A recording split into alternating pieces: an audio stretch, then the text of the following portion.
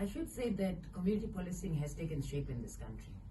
Every neighborhood has got a neighborhood watch. They have people that overseeing the safety of the spaces. But we're talking about gender-based violence. The community policing is taking care of the violence outside my house. You and I are together in a relationship and I'm your punching box. And sometimes a lot of men has become so smart that they don't punch us anymore. There's economical violence that takes place.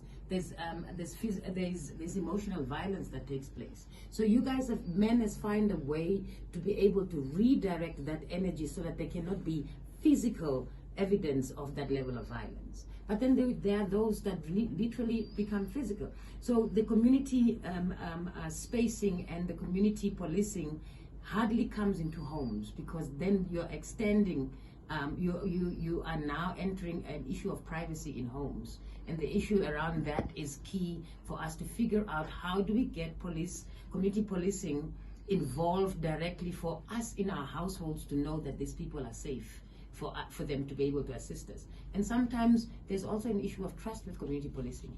If I know that you are our community policing team leader, and then you have helped me with my husband beating me up, then at the end of the day, I hear my story at John's house.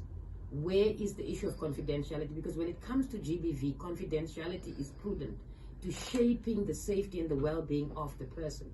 That initially takes you to a next level where the person's issue of trust needs to also be built on. And that initially shapes the issue around, I am in a safe space. Can I be able to change the life that I have?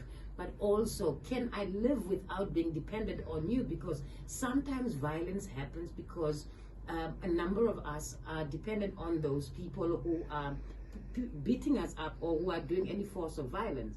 So it's greater issues in households. Sometimes customs and traditions are also the ones that hold us. I'm married for 35 years. I can never get divorced, because the reality is families are going to get involved. And when families get involved, there's always a way of convincing me that I need to stay. We can make things better. And then there are also other communities that are not spoken about. There are communities of sexual and gender diverse communities. And when we talk about GBV, we're talking about issues of safety, confidentiality, trust, non-discrimination.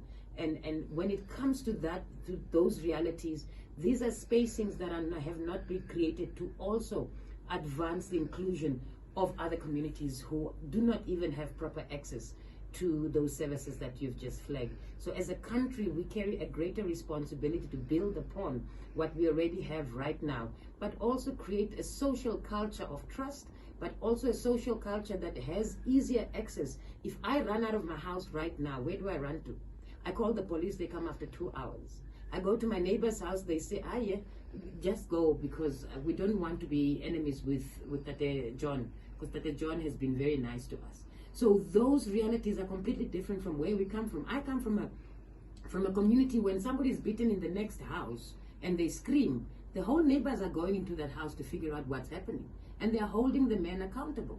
But now we have big walls, big gates, we don't know what's happening. The person is lying there for 3 days with bruises. The moment they get an opportunity to escape, where they go for the first point of entry, the level of support is also there.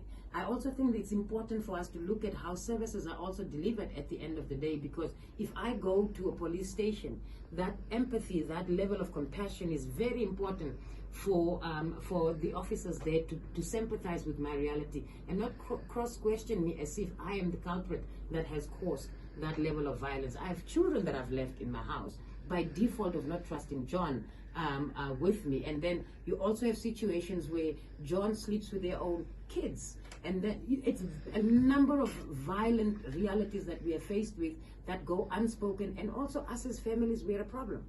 We shade and we hide and protect and say, no, John is a respected man in this country, in this town. There's no way he could ever do that. And with this case that you just saw today in these papers, it's evidently that characters and people carry different ways of expressing that pain. And we need to be able to reflect and be able to journey collectively as a country to be able to make sure that enabling environments are created for everyone. Well, that is the voice of Linda Baumann.